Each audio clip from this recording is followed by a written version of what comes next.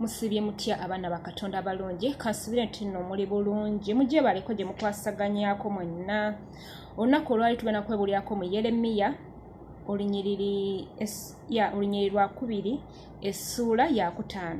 Haleluya. Katowe watugamba nti bw'ati bw'ayogera Mukama nti butali butuukirivu ki bajjajjammwe bwe bandabamu nze n'okugenda bagenze wala okunvaako ne batambula okugoberera obutaliimu ne bafuuka abataliimu.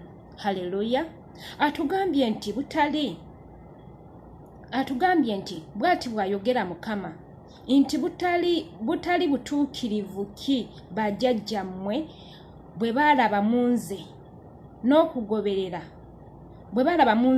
n'okugenda bagenze wala okunvaako. Haleluya. Sawa zino Mukama abuuza nze naawe nti butali butuukirivu ki obwo bw'olabye mu Mukama obwagala okumukuggyako.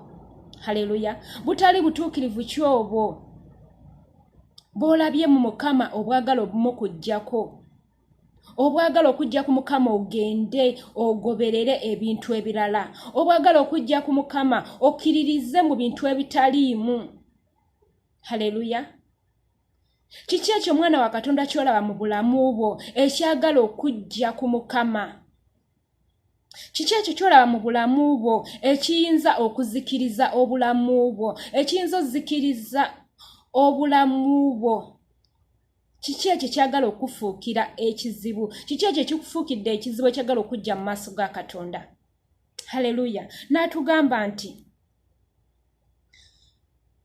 ne batambula okugoberera obutaliimu ne bafuuka abataliimu. Haleluya. Mwana wa Katonda, buli we tugoberera ebitaliimu tufuuka abataliimu mu maaso ga Katonda. Oba ontegedde? Tufuuka abataliimu mu maaso ga Katonda buli wogoberera ekintu ekitaliimu, buli we weegomba ebintu ebitaliimu ogenda fuuka omuntu atagasa mu maaso ga Katonda. Haleluya. Waliyo okwegomba okulungi ne weegomba n'obeerawo n'ogamba senga nange nno nsobola okubeeraawo n'ennyimirira mu bantu abangi ne mbulya ekigambo kya Katonda, nembeera nga nsobola okubeeraawo ne mpulira eddoboozi lya Mwoyo Mutuukirivu ng'ayogera nange. Amina. Ne weegomba ebintu ebyo ebikuyamba okwongerako mu bwakabaka bwa Katonda, ne weegomba ebintu ebyo ebisobola okuzimba mu bwakabaka bwa Katonda. Okwegomba kulungi era kimanyi nti ne Mukama akisanyukira. Naye mwana wa Katonda tulina okwegomba okubi.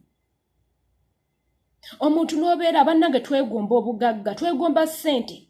Naye amazima amatuufu nga ssente ze weegomba, omuntu oyo weegomba alina ssente, tomanyi ssente zaazijjawa. Ssente ze weegomba ez'okufuna, amazima amatuufu ng'okuzifuna omulimu gw'okola ojja kukolerera emyaka mingi, naye nga gw'ozaagalira mu mwaka gumu, ozaagalira mu myezi 6. Mwana wa Katonda, ebintu ebyo bigenda kuzikiriza obulamu bwaffe. Tulekere okwegomba ebintu ebitaliimu, tuleme ofuuka abantu abatali mu maaso ga Katonda. Haleluya. Kubanga woneegomba ebintu ebyo waliwo omuntu ajja okuwa amagezi amafu akugambe nti nze waliwo ewa gundi oli agenda kuweera obugagga mu mwezi gumu, naye nga ky'oyingiramu okimanyi. Wotaba nnyo na Katonda mu ggwe ojja kuyitika, kubanga ekisente oba ozaagala ojja kuyitika ogende okole ebintu ebitaliimu, obeere mu butaliimu. Amina.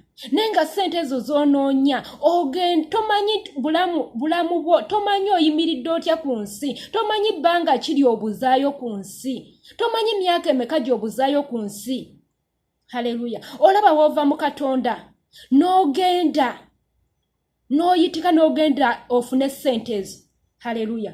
N'ogenda ofune ssente ezo, naye oba wakagendawo oti nga kalenda yeeweddeko nga Mukama akuyita. Amina. Olaba wogenda okuzikira, wogenda ofuuka omuntu atali mu maaso ga Katonda.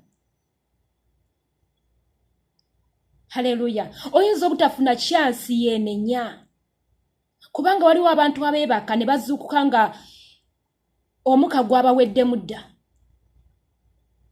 Haleluya. Tomanyi budde kiboddirayo wa Katonda. Twekuumire mu butuukirivu. Tulekere otambulira mu butaliimu. Tubeere ba mugaso mu maaso ga Katonda. Amina. Tuyige okwekuumira mu butuukirivu. Tutambulire mu butuukirivu mwana wa Katonda. Tubeere nga tugasa mu maaso ga Katonda. Kubanga kye tweta ku nsi kuno tuliko akaseera katono naye tukolerera bulamu bwaffe obutaggwaawo. Eyo gye tugenda owummulira emirembe n'emirembe. Gye tulina okukolerera. Aleluya. Omuntu oyinza okuba ng'osaba n'ogamba nti ebya Katonda birwawo. Yes, biyinza okuba birwawo. Naye nga birwawo gwe ensaba yaffe bannange tuyige okusaba. Mukama oyinza omusaba ekintu mu mwaka guno naye nga ye agenda kikuwera mu myaka 2 mu maaso oba 3. Naye nga gw'okyagalirawo. Neweekanga ng'ovudde mu kubeerawo kwa Katonda. Twekuumire mu Katonda. Tuleme terebuka mitima gyaffe kubanga tugenda kuzikirira. Ate nga Mukama ayagala ffenna tulokoke tudde gy'ali. Tayagala muntu n'omu kuzikirira. Haleluya. Akaseera kana Katonda ke tulina ku nsi kuno tukakozese bulungi. Kubanga Mukama atugamba ku nsi tulifuna 10 ne mu ggulu tuligabana 10. Tetuganye ku nsi kuno oyinza obutafuna 10 naye at least kolere 10 ky'omu ggulu. Mwana wa Katonda tukolere 10 ky'omu ggulu kubanga era ye kisinga omugaso eri gye tugenda obeera emirembe n'emirembe. Haleluya. Mukama banjagalire ate era bankuumire. Mbagala nnyo, mwebale nnyo, mwebalire ddala.